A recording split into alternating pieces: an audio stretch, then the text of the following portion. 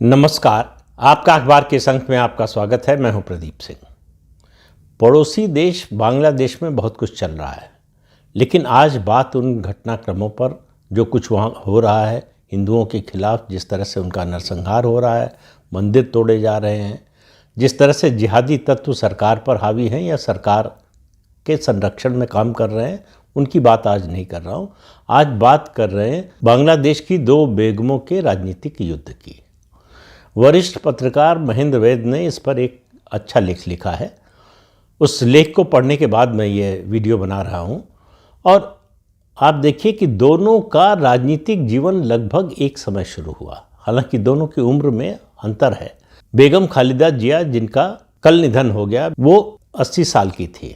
वो अविभाजित भारत में 1945 में उनका जन्म हुआ था और महज 15 साल की उम्र में उनका निकाह ज़ियाउर रहमान से हुआ था। ज़ियाउर रहमान की 1980 में हत्या कर दी गई।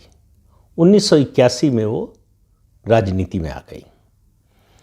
और शेख हसीना, वैसे शेख हसीना जो है वो अपने को बेगम कहलाया जाना पसंद नहीं करती हैं।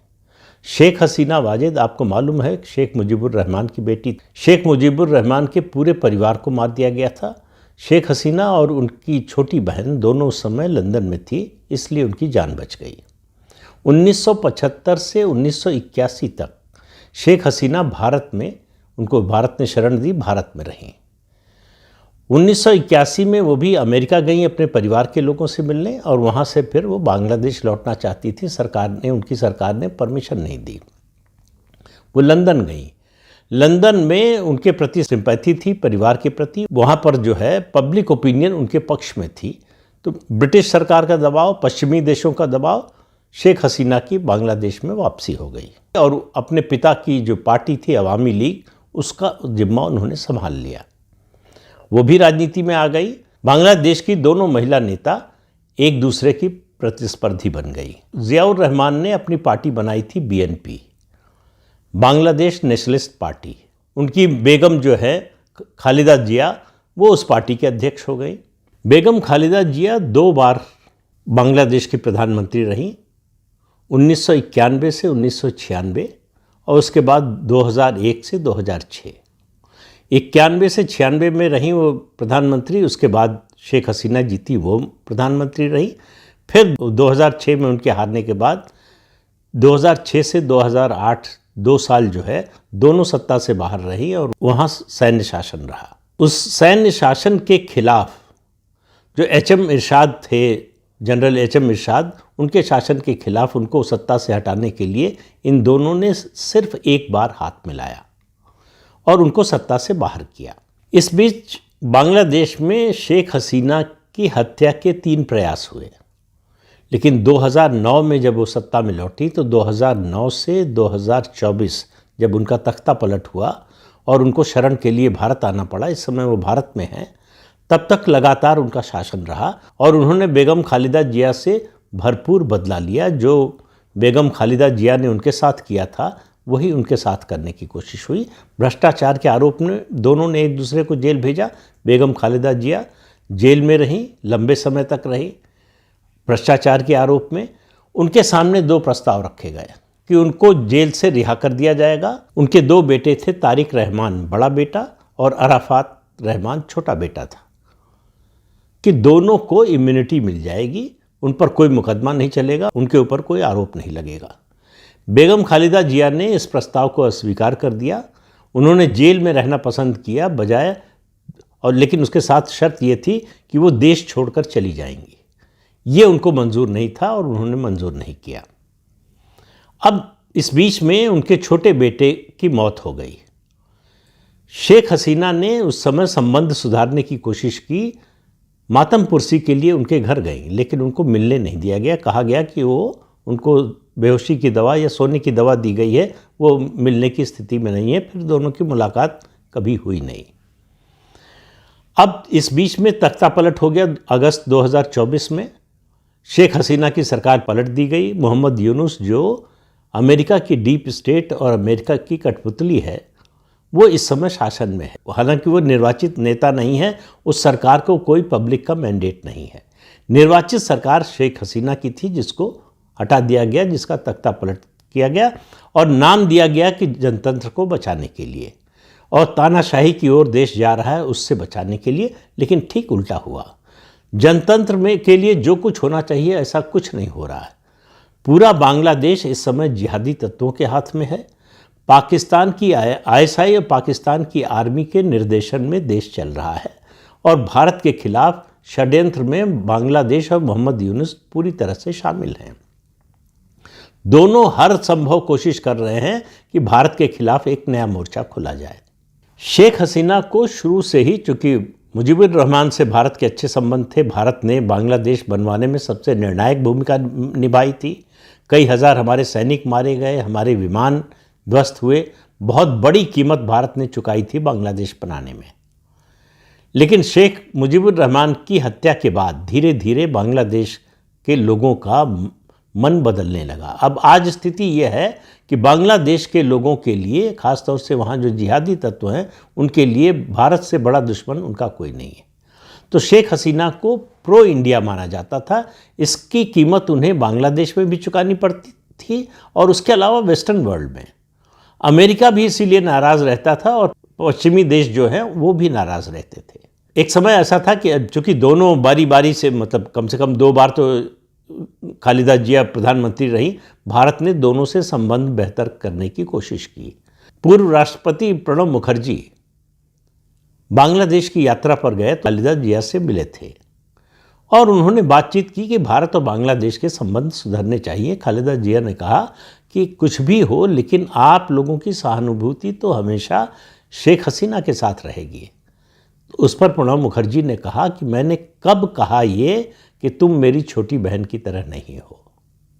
लेकिन दोनों देशों के संबंध उतने अच्छे नहीं हुए जितने शेख हसीना के समय थे।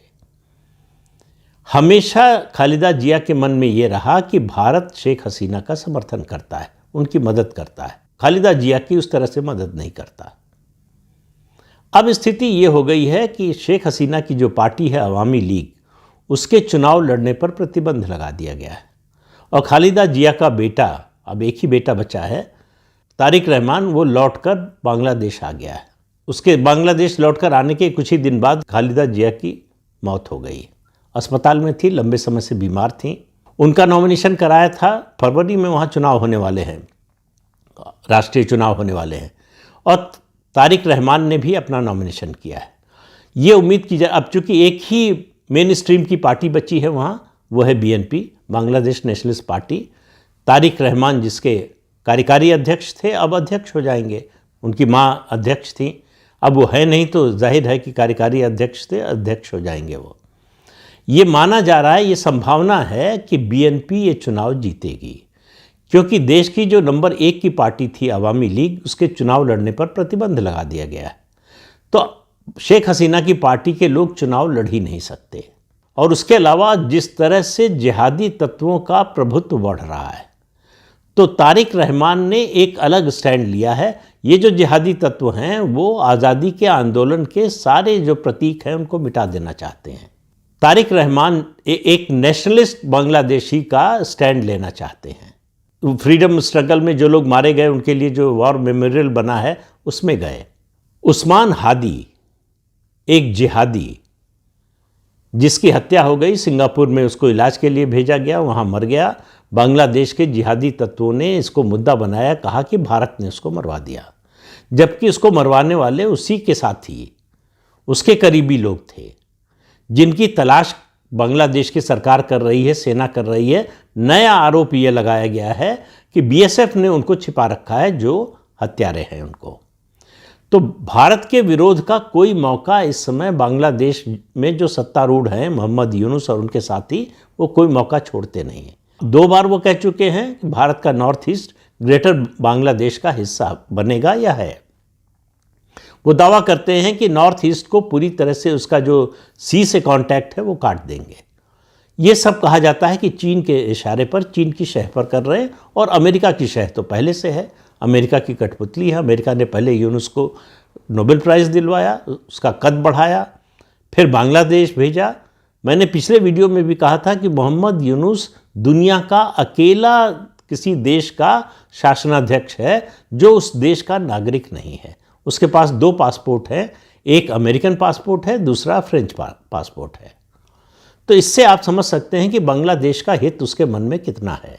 लेकिन खालिदा जिया की मौत से ये जो 2 महिला नेताओं का बांग्लादेश में उनकी राजनीतिक प्रतिस्पर्धा चलती थी, उसकी कहानी खत्म हो गई। खालिदा जिया अब जीवित नहीं है और शेख हसीना की पार्टी पर प्रतिबंध लग गया है। उनकी पार्टी चुनाव नहीं लड़ सकती, तो जाहिर है कि उनकी भी राजनीति एक तरह से खत्म हो गई है। उनका बेटा जरूर बोलता रहता है, वो लंदन में रहता है, उसके आने की संभावना है, लेकिन मुश्किल ये है कि उसको डर ये है कि अगर बांग्लादेश आए तो उसे किसी न किसी आरोप में गिरफ्तार कर लिया जाएगा। शेख हसीना के खिलाफ भी अदालत में मुकदमा चलाया गया और उनको फांसी की सज़ा सुनाई जा चुकी है। बांग्लादेश की सरकार चाहती है कि भारत शेख हसीना को एक्स्ट्राडाइट कर दे, भारत ने मना कर दिया है और कभी भारत शेख हसीना को बांग्लादेश भेजेगा भी नहीं। मालूम है कि उसके बाद उनका क्या हश्र होगा। तो ये जो 2 महिला नेताओं की प्रतिस्पर्धा थी, राजनीतिक प्रतिस्पर्धा, वो एक की मौत और एक के राजनीति से जबरन बाहर कर दिए जाने के बाद खत्म हो चुकी है। अब बांग्लादेश में एक नई राजनीति शुरू होगी। ये देखना है कि क्या बीएनपी को जीतने देते हैं जिहादी तत्व और पाकिस्तानी, क्योंकि इस चुनाव को वही प्रभावित करेंगे। पहले तो इस बात में ही शंका है कि फरवरी में क्या सचमुच चुनाव होंगे। ये उस्मान हादी की जो हत्या हुई, माना जा रहा है कि चुनाव टलवाने के लिए। जिस तरह की वहाँ हिंसा हो रही है, रोज़ हिंसा के नए नए मानक स्थापित किए जा रहे हैं और मोहम्मद यूनुस जो है वो आंख पर पट्टी बांधे बैठा हुआ है। हिंदुओं के खिलाफ जितनी हिंसा की घटनाएं हो रही हैं, वो कहता है कि भारत के लोग बढ़ा चढ़ाकर, भारत का मीडिया बढ़ा चढ़ाकर पेश करता है। ऐसा कुछ है नहीं। विश्व समुदाय यानी खासतौर से वेस्टर्न कंट्रीज जो हैं, वो भी इस ओर से मुंह फेरे हुए हैं। उस्मान हादी के मुद्दे पर पूरा पश्चिम के सारे देश वो दुख जाहिर करते हैं, लेकिन दीपचंद्र की हत्या पर जिस तरह से बर्बरता से उसको मारा गया और उसके अलावा हिंदुओं का जिस तरह से वहाँ नरसंहार हो रहा है, उस पर एक शब्द पश्चिमी देश बोलने को तैयार नहीं है, अमेरिका सहित। तो इससे आप अंदाज़ा लगा सकते हैं कि ये प्रतिस्पर्धा भले ख़त्म हो गई हो दोनों के बीच की, लेकिन अब बांग्लादेश पूरी तरह से जिहादी तत्वों के नियंत्रण में है और जिहादी तत्व जो है वो जाहिर है कि आसानी से हार नहीं मानेंगे। अगर बीएनपी चुनाव में जीतती है तो आप मान कर चलिए कि तारिक रहमान प्रधानमंत्री होंगे, तो उनका तख्ता पलट करने की पूरी कोशिश होगी। कितने समय तक वो सत्ता में बने रह पाएंगे ये कहना मुश्किल है। तो बांग्लादेश में अराजकता, हिंसा, तख्ता पलट, षड्यंत्र, इसका दौर अभी लंबा चलने वाला है। इंतज़ार है इस बात का कि क्या भारत कोई दखल देगा, हस्तक्षेप करेगा। बहुत से लोगों को उम्मीद है कि ऐसा होगा। भारत तय करेगा कि उसका वो समय क्या होगा, किस तरह का हस्तक्षेप होगा, कितना बड़ा हस्तक्षेप होगा। लेकिन ये मान लेने में कोई हर्ज नहीं है कि भारत की ओर से एक समय आएगा जब हस्तक्षेप होगा ज़रूर, क्योंकि बांग्लादेश में जो कुछ हो रहा है, जिस तरह का जिहाद चल रहा है, वो भारत की आंतरिक सुरक्षा के लिए बहुत बड़ा खतरा है, भारत की एकता अखंडता के लिए खतरा है। इसलिए भारत मूक दर्शक बनकर नहीं रह सकता। तो इस अंक में इतना ही। अगले अंक में फिर मिलेंगे किसी नए मुद्दे के साथ। तब तक के लिए अनुमति दीजिए। आपसे अनुरोध है कि चैनल देखिए, शेयर कीजिए, लाइक कीजिए और सब्सक्राइब जरूर कीजिए। नमस्कार।